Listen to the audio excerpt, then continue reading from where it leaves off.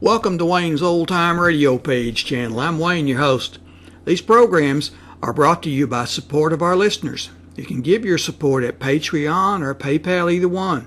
There's clickable links in the description below. Thanks for your support and enjoy the shows. Here's another in NBC's great parade of new shows.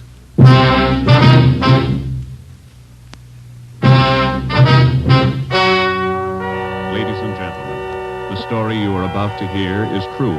Only the names have been changed to protect the innocent. NBC brings you Dragnet.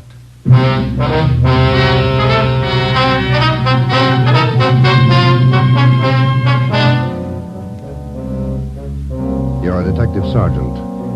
You're assigned to Homicide Bureau. A police officer has been shot, mortally wounded.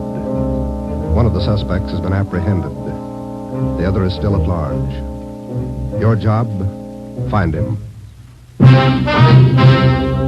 Dragnet, the documented drama of an actual crime, investigated and solved by the men who unrelentingly stand watch on the security of your home, your family, and your life. For the next 30 minutes, in cooperation with the Los Angeles Police Department, you will travel step by step on the side of the law through an actual case from official police files. From beginning to end, from crime to punishment, Dragnet is the story of your police force in action. It was Thursday, November 16th. It was foggy in Los Angeles. We were working the day watch out of Homicide. My partner's Ben Romero. The boss is Ed Backstrand, chief of detectives. My name's Friday. It was 11:58 a.m. when we got to the Georgia Street Receiving Hospital, second floor, room 5. Treatment room. Good time. How's Bemis, Doc? Got in the lungs, Ben, 3 times. He's going fast. His wife with him? Yeah, they're bringing him down now. Can we talk to him? Yeah, make it fast. Come on, Joe. Yeah. This way. Easy.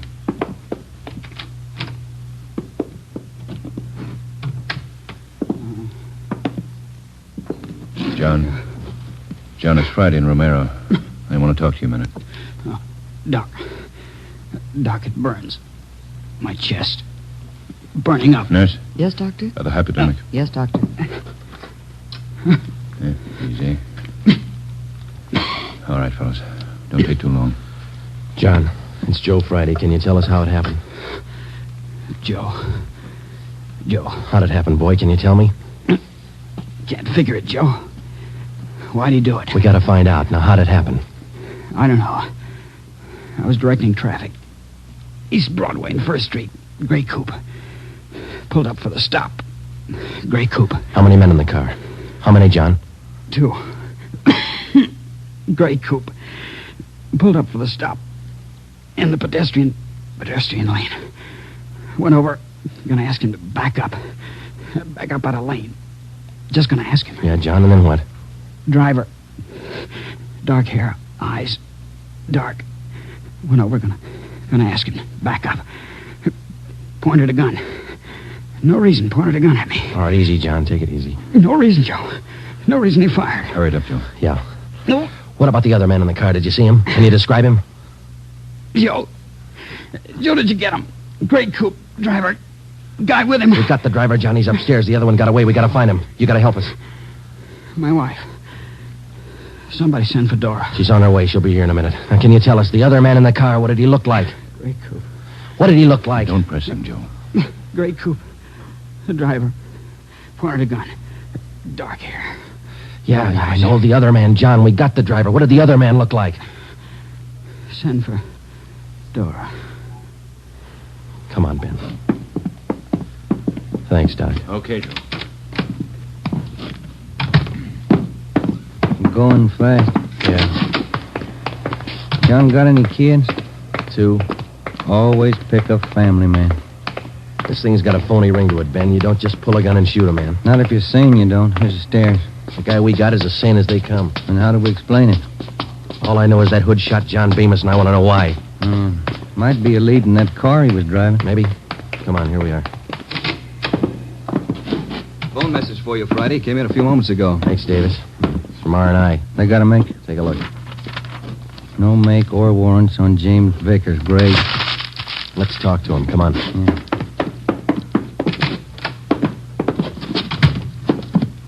Minor wound, Joe. Bullet penetrated the fleshy part of his hand. Didn't touch the bone. Thought this guy had an arm wound, too. Just a neck bend. That officer you shot, Vickers, he's dying. Is he?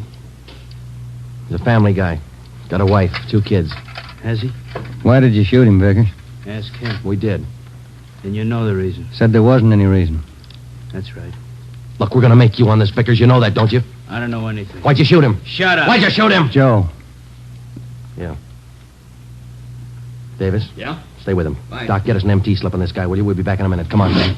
All right, Joe. I'll have it ready. Too big punk. Easy, Joe. Oh, easy nothing. I've seen too many good cops like Bemis cut down by punks like that Vickers. Getting mad won't help. Come on, down the stairs. Back to see Bemis? Why? Just for the record. I want to see if the doc thinks it's okay for us to bring Vickers down. I'd like to have Bemis definitely identify him as the guy who shot him. We've got 3 good witnesses. An identification from Bemis will clinch it. I want to see Vickers get everything he's earned when he goes to court. Here we are. Yeah.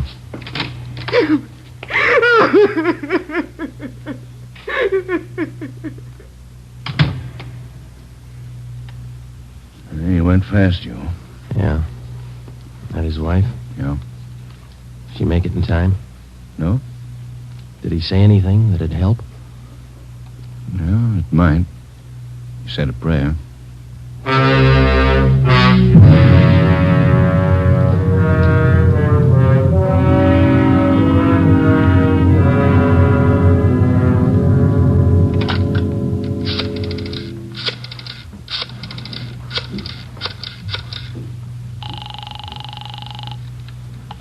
City Hall. 2625. 2625. Auto records, Crowley. Joe Friday, Vince. What about a make on that car used in the Bemis shooting this morning? Yeah, Joe, been trying to get a hold of you. Where are you now? Georgia Street, 2nd floor. What about the make? Car was reported stolen yesterday afternoon. Registered to Harold Simpers, 716 Everett Street.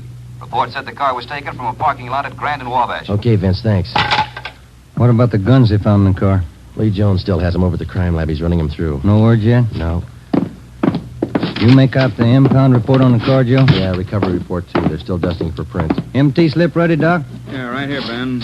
Medical card, history, MT slip. You ready, Vickers? Yeah. All right, put out your wrist. Put the cuffs on him, Ben. Watch his hands. You saving me for the hot lights? All right, let's go. I'm not going to jail. You're in jail now. Looks like a hospital. Bars on the windows, aren't they? All right, come on. Give me a smoke. Here. Okay. Light. What do I get if I open up? No deal. Might talk, make it attractive. Who was the other guy in the car? Hitchhiker. I always give rides. Then why'd he run when we chased you? Maybe he was scared. You're part of a gang. Maybe. Who was the other guy? What's it worth? Oh, come on, Vickers. You're wasting our time. Where are we going? All right. My hand hurts. I want to call my own doctor. You hear me? Yeah. That cop pulled his gun first. I can prove it. Yeah, down the stairs. Easy, huh? Where are we going? I said, where are we going? All right, what's it worth if I talk? I could tell you all about it. Let's make a deal. You'll tell us anyhow. Think so? All right, you, out the door. Wait a minute, huh? Cigarette's out. All right, Ben, light it. Yeah. Nice of you guys. Thanks. Oh, get up, Ben. Vickers, stop. He's crossing the street. Fire over his head. Watch the crowd. Vickers! Joe, he's running for that car. All right, let's hold it, Vickers. All right, stop it, Ben. He's stopped. Come on, Joe. All right, come on, get back, please. Let us through here. Let us through. Shall I call a doctor, Joe? No, he wouldn't be interested. The guy's dead. James Vickers, murder suspect, address unknown, died almost instantly at 1:13 p.m., November 16th, while attempting to escape. His body was taken to the county morgue where it was posted. All the personal effects found on the body were listed by the coroner, and a receipt for them given to our office. At 8:35 the next morning, Ben and I met with Chief of Detectives Ed Backstrand. Those 4 guns they found in the car Vickers was driving. They're all U.S. Army property. Where were they stolen from, Skipper? I don't know. Each one of the guns is stamped U.S. Army, that's all. Well, that makes it easy. The coroner find anything on the body? Nothing to tell us why Vickers decided to kill a traffic cop. What did Bemis say before he died? He was on traffic duty yesterday morning down at East Broadway and First. At 10:35, a gray coupe pulled up for a stop sign. Vickers was driving. Bemis started over to tell him to back up out of the pedestrian zone. Vickers pulled a gun and shot him. How'd they catch Vickers? Chased him 3 miles before he piled into a lumber truck.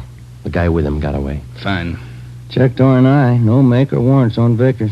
Kickback's not in on his fingerprint. All right. What's your guess, Friday? I don't have one, Ed. Vickers could have been hopped up. Doc Stanley over at Georgia Street said no. We checked him. Wait a minute. Backstrand. Yeah, hold on. For you, Friday. Okay, thanks.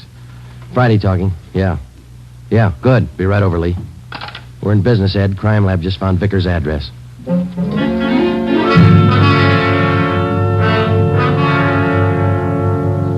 There it is, Joe. Thanks, Lee. Let's see, huh? Silver Dollar Hotel. Received a Mr. James Vickers, $6.50, room 345. Where'd you find it, Lee? Under the front seat, in with the tools. Anything else? Not a thing. How about prints? 2. Kind of smudged. Hope we can run a make with them. No prints on those 4 guns, Lee? Smeared. Not enough to classify. Yeah, this is it, Ben. That's all we got. Come on, let's see if we can make it pay off. We located the Silver Dollar Hotel on East Grand between 16th Street and Pico. It was an old-type frame building with a brightly colored neon sign jutting out over the sidewalk just above the dark entrance. The manager's name was Luther Gage. We showed him a picture of James Vickers. He definitely identified him as one of his former tenants. He told us that Vickers had stayed at the hotel 1 week in room 345 and that he had checked out 2 days ago. Was Vickers staying here alone, Mr. Gay? Yes, alone. Quiet man. Did he have any visitors? Maybe. Wouldn't know. Paid his bills, spent most of his time away from the hotel. Good tenant. Did Vickers have any friends here in the hotel? Maybe. Fell in the room next to Mr. Vickers. He still lives here. 2 of them used to be kind of thick. Can we look at that room Vickers stayed in, Mr. Gage? Let's see. Yes, it's still vacant. All right, this way. This man Vickers was friendly with. What's his name, Gage? Knight. Raymond Knight. Room 343. Is he in his room now? No. Went out about 8 this morning. Here's the elevator. How well would you say Knight and Vickers knew each other? Couldn't say.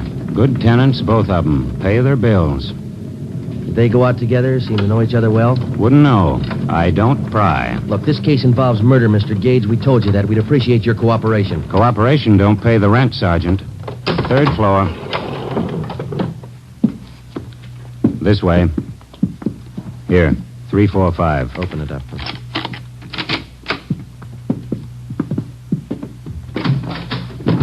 Nothing. Yeah, over here it is. Looks pretty clean, Joe. All my rooms are clean. He didn't mean it that way, Mr. Gage. I wonder if you'd show us Knight's room now. That's next door, isn't it?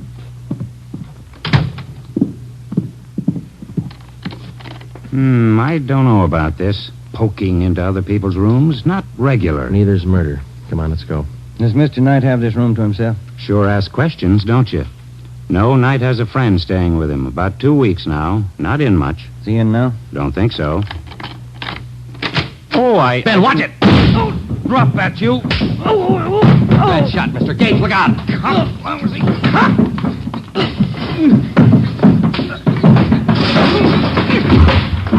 Come on, get up.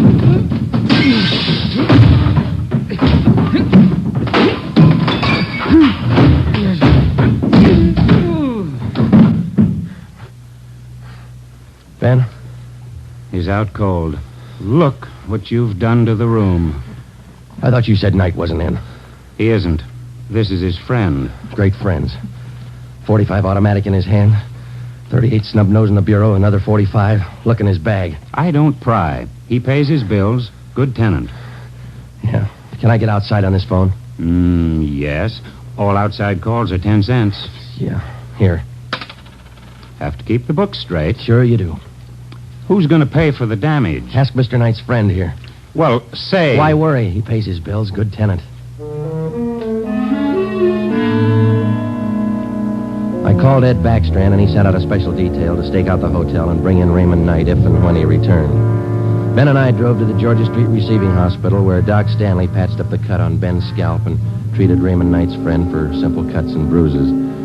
From papers found in his wallet and in the hotel room, he was identified as Frank Gannon, 9896 Wasatch Street, Kansas City, Missouri. When we got to headquarters, we had Gannon taken to the interrogation room where we questioned him briefly. He told us that he was a self-employed watch salesman, and that he was in the city on a business trip. He admitted friendship with Knight, but not with Vickers.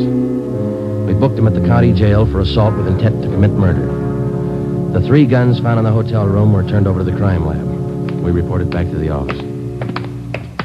Joe, my head's pounding like mad. That Gannon's a mean one. Yeah, it's a nasty crack. I got some aspirin in my desk. Might help. Here are.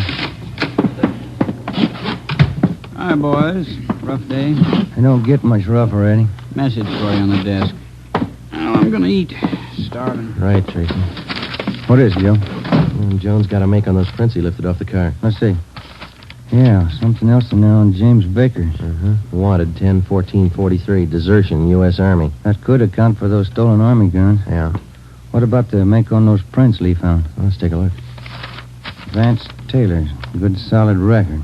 4 burglaries, 2 armed robberies, 2 assaults. Wait a minute. Here's the mama sheet. Mm-hmm. All right. Born so-and-so, age 36, height. Alias John Fields, Harold Grant, Tom Bissell, Joe... Hey. Yeah, alias Raymond Knight. The other man who rode in the car with James Vickers the morning he shot down Traffic Officer Bemis finally had been identified. Vance Taylor, alias Raymond Knight. Well, that still didn't explain the unprovoked murder. It didn't explain the 4 guns found in the car or the 3 guns found in the hotel room. An assortment of arms like that could mean something big, but we didn't know what. Gannon's sudden willingness to shoot it out in the hotel room meant something, too, but we didn't know what. We had Gannon brought back to the interrogation room. Hi, Gannon. Have a seat. Everything all right? I'll bet you're worried. No, we're not worried, Gannon. You ought to be. Don't make me laugh. You're tied in with Raymond Knight. That's enough for us. You send me up for it. We're going to try. Big talk. How long did you know Vickers? I didn't. Funny. His prints are all over one of those guns we found in your room. I'm not worrying. Then you better start, Gannon. Vickers and Knight killed a man. If you run with him, your hands are dirty, too. I room with Knight, that's all. Knight didn't come back to the hotel. Where is he? We're not that close. You share your guns and your friends. That's close enough for us. I don't know Vickers. You mean you didn't know him? I said I don't know him. We got Vickers, Gannon. He's dead. Good story. Okay. Come on, Gannon. Let's go down to the morgue.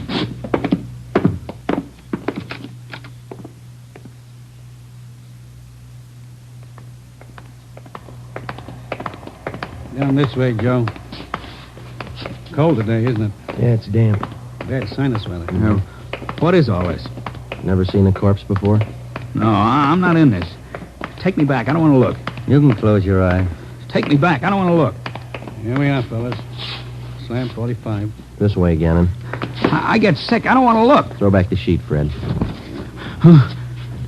Take a good No. look, Gannon. No, he's Knight's friend. I'm not in it. Who is in it? I don't know. Take me out. I'm sick. All right, Fred. Thanks. Okay, buddy.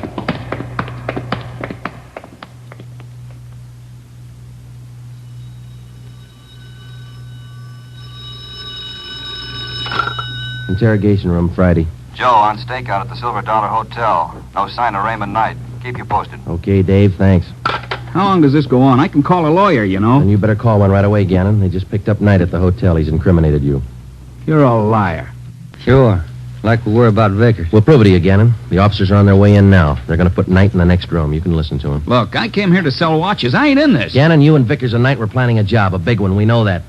If you want to wait till you get on the witness stand to tell your story, it's all right with us. Well, didn't take too long to break this one.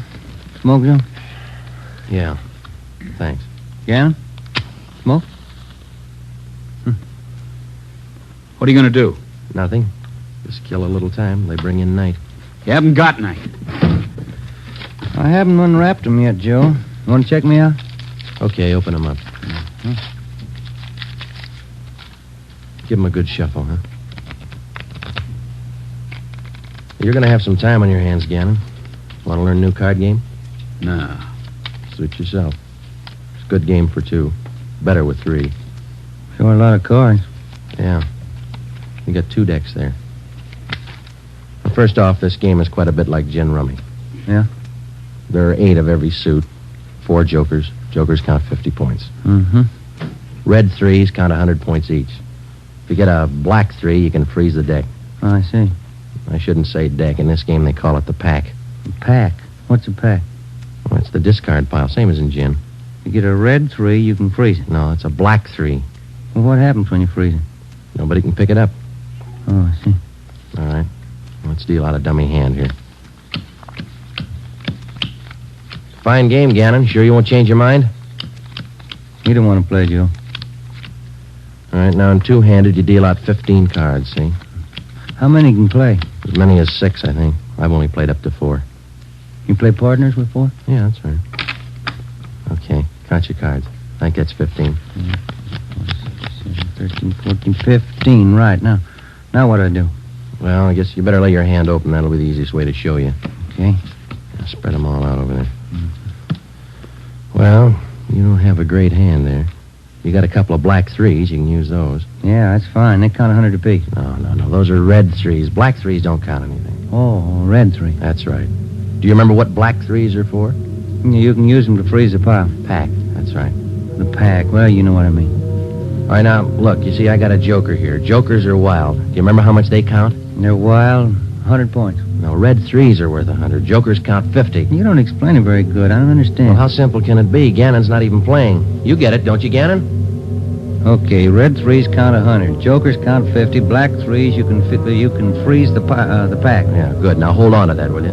Now, black 3s freeze the pack, but that's not the only card that can do it. No? No. Deuces can do the same thing. But you see, the only difference is if you use a deuce, which is also wild, you have to have a natural pair in order to pick up the pack.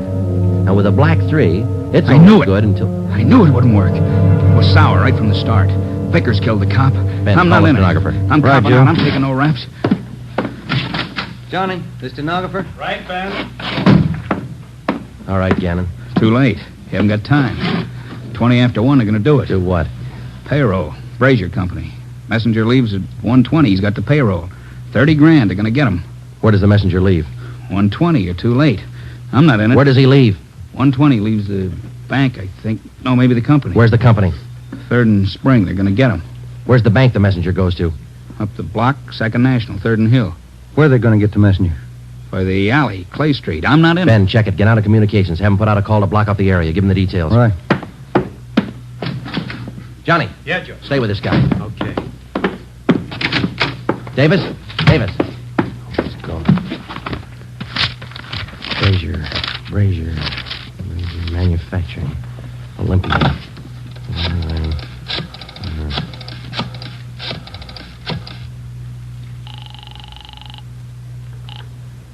Good afternoon, Brazier Manufacturing Company. Give me your payroll division. This is a police department emergency. What's that, sir? Your payroll division. It's an emergency. One moment, sir. Come on, hurry up.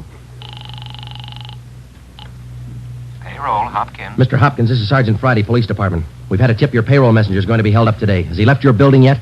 The messenger? Yeah. Oh, my, he left early today. Went out the door about 10 minutes ago. Thanks.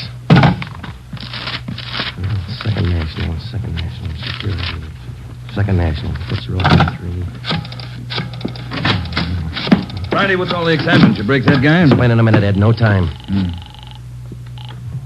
Good afternoon, 2nd National. Give me the manager on duty, please. Emergency. One moment, please. One moment. Come on. I'm sorry, sir. The line is busy. Would you care to wait? Give me the chief teller. Thank you. Chief Teller, Waters. This is Sergeant Friday, Police Department. Emergency call. Has the payroll messenger from the Brazier Company left the bank yet? Well, I wouldn't know, Sergeant. Just a moment. I'll have your call switched. Yeah. Operator.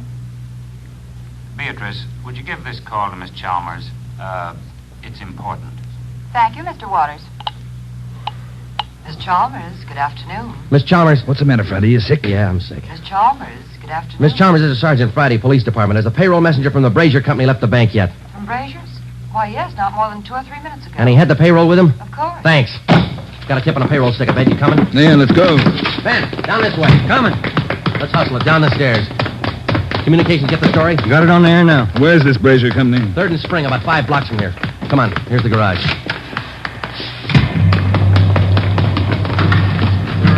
All right, come on, hit it. Let's make time. Get the radio on. Just warming up.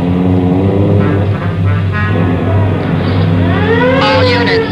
Attention all units. On 3rd Street, corner of Clay Alley, 211. A bank messenger. Suspects are headed west on Clay Alley. Suspects are armed. Code 3. 11R, take the call. Cars are closing in fast. 4th Street up ahead, Ben. Might meet him at this end of Clay Alley. Hold on. No, looks pretty quiet at this end. Not much you can do without... Hey, look. Coming out of the alley now. Guy with the police. Brown clothes. The guy with him. Pull up, Ben. Now, let's go. All right, you two, hold it. They're running for it. Come on. Ben, what's this box? Let's go. Come on, they're losing it. I see him up ahead. They're turning onto Hill Street. Romero, come on. Will you, Skipper? You see him, Joe? Heading for the subway terminal. Yeah, they're going into the crowd. Don't lose them. All right, I'll take the ramp to the left. Ben, go with him. I'll take the one to the right. You see him, Joe? No, I lost. Now, wait a minute. There they are, over the turnstile. Come on. Joe, they're off the platform. They're crossing the track. Ed's got one of them. Come on, over the turnstile. Come on, Ben. Joe, the other guy. He's down into the tunnel. He's crazy. Come on, after him. Hug the side. He's trapped, Ben. There's a train coming through. You, come back. You're trapped. Ben, get out. Hug the side. Run into it, Joe.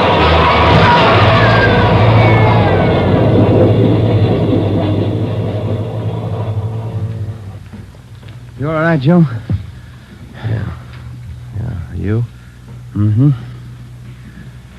You want to check? No, I don't think it's any use. Yeah. Well, let's go. Wonder why he tried so hard, Joe. I don't know, Ben. Some people are like that. You can blow the whistle all you want. They never know when to stop.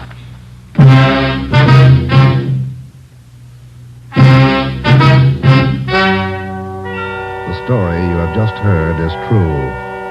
Only the names were changed to protect the innocent. Frank Gannon, the only surviving member of the hold-up gang, was tried and convicted of the crime of assault with intent to commit murder. He is now serving out his sentence at the state penitentiary.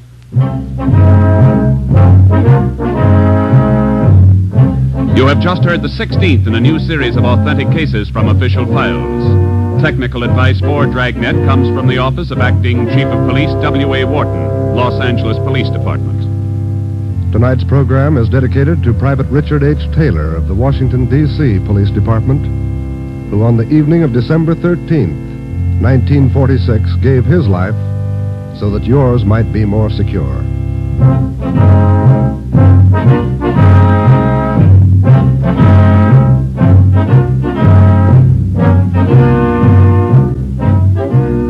Dragnet came to you from Los Angeles.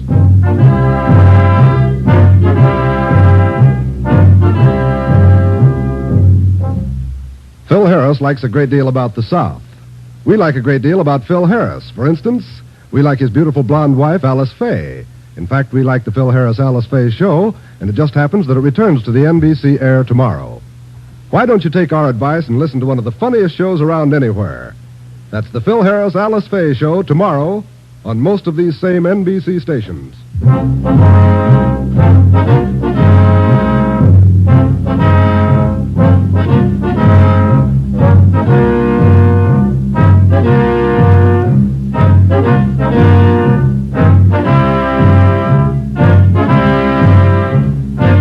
You're tuned for the stars on NBC.